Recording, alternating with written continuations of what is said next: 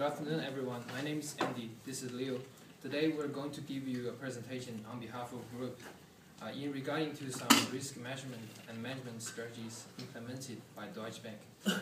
Deutsche Bank is a leading global investment bank in Germany and the world.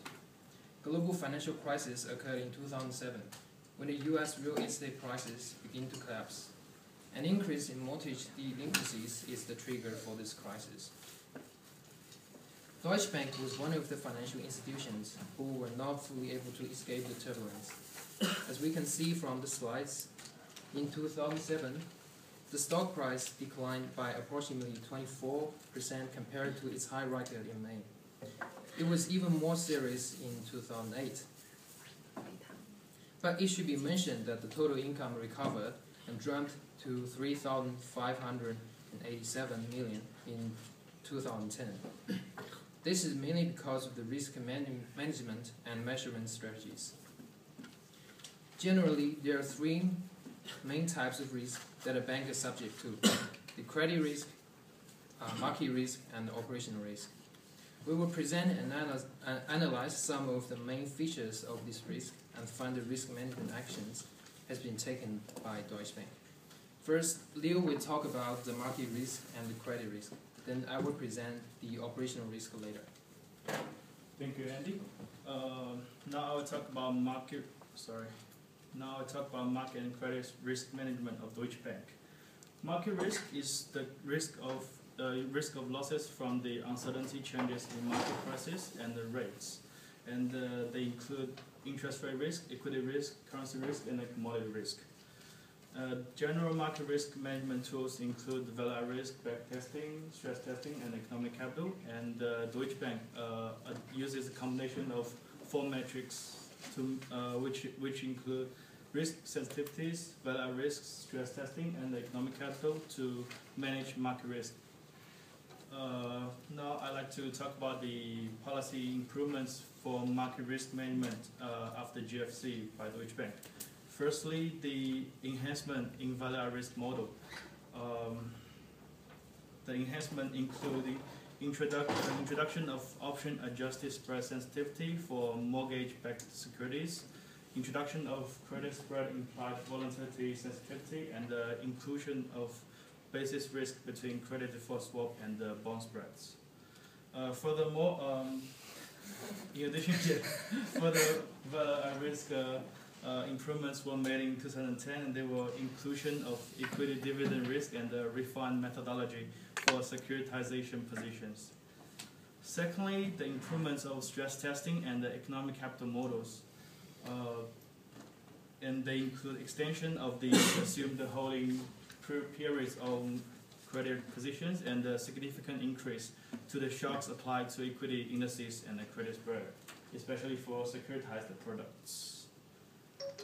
Lastly, the improvements of de-risking discipline, the introduce of and the implementation of de-risking discipline. In 2009, market risk management implemented new processes to improve the monitoring and the reporting of key risks, guided by a four-step framework. And they are reduced risk concentrations, continued use of active hedging, deliver balance sheet, and reduce uncertainty. And now let's look at the relative consequence of the policy changes regarding to market risk management. Firstly, look at table 1, and increase in the value at risk amount in 2007 and 2008 was caused by the GFC. And for year 2009, on one hand, the increased market volatility and the implementation of new VAR model will have an effect on the increased amount of the VAR. And on the other hand, the new de-risking discipline implementation will have a decrease, will have an effect on decreasing the VAR amount. And when they work together, as we can see, there'll be few changes in 2009, and the 25% decrease in 2010 for the VAR amount resulted from the reduction in risk and market volatilities, as well as the adjustment of the bank's business model during 2010. Well, look at table 2. Table 2 indicates the number of outliers against the predicted value at risk. 2 to 3 outliers will be considered as normal, and the extreme large number occurred in 2007 and 8, 12, and 35 respectively was caused by the GFC. And as we can see, as a result of the significant development in methodology carried out during 2009 and 10, number of outliers returned to the normal level. Now I'd like to move on to credit risk management of Deutsche Bank. Credit risk is defined as the risk of loss if a counterparty defaults on a contract or borrowers fail to repay loans when the non-defaulting parties still have positive value in their current position, as we all know. And credit risk is defined as the largest single risk Deutsche Bank faces now. And the Deutsche Bank distinguish their credit risk into 3 categories. They are default risk, country risk, and settlement risk.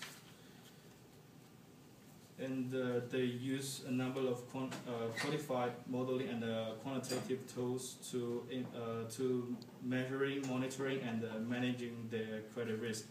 Their economic capital, expected loss, and stress testing. In order to manage the aggregate credit risk exposure, Deutsche Bank adopts consistent standards and policies in credit decision processes. The credit approval of providing or extending any credit limits for counterparties have to be given by appropriate authority levels following the guideline and the credit strategies. Regarding the settlement of the credit approval process, 3 methodologies are used by Deutsche Bank and in evaluating the credit worthiness of their counterparties, and their in-house assessment, scorecard methodology, and rating scale. After the extreme stress market condition in 2008, Deutsche Bank focuses on risk management model adjustment and credit risk mitigation. For example, Deutsche Bank now continuously reviews and adjusts whether the economic capital model is adequate. The economic capital model for credit risk is now derived from the loss distribution of a portfolio via Monte Carlo simulation. 3 processes are introduced in credit risk mitigation, and they are collateral held, risk transfer, and netting and collateral arrangements for derivatives. As we all know, the majority blame the derivative products as the key reason for the previous GFC, and the Deutsche Bank mainly focuses on reducing their credit risk exposure from over-the-counter derivative transactions. When over-the-counter clearing is not available, the bank regularly seeks the execution of standard master agreements with their client. They also enter into master agreements under which they set off amounts payable on the same day in the same currency in order to reducing their settlement risk. Now let's look at the credit risk exposure profile of Deutsche Bank. It's clearly shown that there was a dramatic decrease for the credit risk exposure in 2009, especially for the OTC derivatives. It's almost half of the risk it was in 2008. In the year 2010, the raising of the credit exposure was mainly caused by the acquisition of the Postbank, which is also a German bank. But when we look at the OTC derivative column, the continuous decreasing in the credit risk exposure trend, showing an efficient implementation of the new management policies. Now I'll pass it back to Andy to talk about the operational risk management. Thank you. Here we'll look at operational risk. Operational risk has been the key element underpinning many of the recent losses experienced by financial institutions. Basel Committee defined the operational risk as the risk of loss resulting from inadequate and failed internal processes, people and system, or from external events. Generally, operational risk accounts for fraudulent activities, mistakes by employees, technology, processing risk, physical risk, and even legal risk. There are three common types of calculations to measure operational risk under Basel II. The basic indicator approach, standardized approach, and the advanced measurement approach, which is currently used by Deutsche Bank. AMA is customized approach using a homegrown risk measurement platform. And there were also a number of techniques to efficiently manage the operational risk in Deutsche Bank, which we are going to present. The most important and basic method used prior to financial crisis are as follows. The economic capital expected loss and stress testing, which has already been explained by Leo. And other some measurements such as bottom-up, self-assessment, and DB incident reporting systems, and DB score approaches are used. Now I'm going to talk about measurement and management of operational risk during and after financial crisis. There is some improvement in 2007 and 2008 in addition to the approaches used in 2006. Deutsche Bank decided to utilize mitigation strategies such as the development of backup systems and emergency plans to manage future operational risks. Deutsche Bank extended the capture action point to risk analysis, lessons learned, risk workshops, and risk indicators in DB track. And moreover, additional loss scenarios and extended event data was used to extend the operational risk profile, which is applied in capital calculation and in day-to-day management. 2 minutes. Let's look at some improvements in 2009. In 2009 annual report, we found that economic capital for operational risks dropped to 3.5 billion on December, and from 4.1 billion at the end of 2008.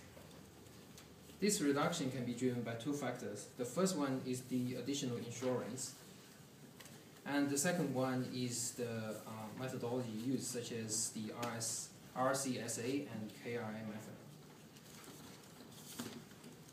Here, let's look at some changes and improvements in 2010.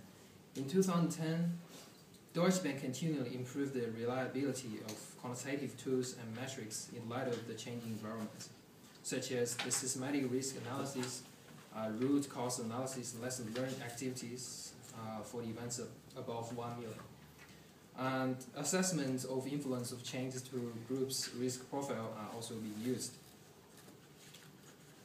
Well, with a profit of 3,975 million in 2010 compared to the loss of 5,741 euro dollars in 2008, it's obvious that Deutsche Bank has done well on risk management in the changing economic and financial environment. Although there can be no assurance that all market development can be fully anticipated in all time, but it is certain that all those who learn from the crisis can be stronger. And times of crisis also times of renewal and opportunity. This is for our presentation. Thank you. Thank you. I'm sorry, the loss should be in million. There's a missing. Yeah, million.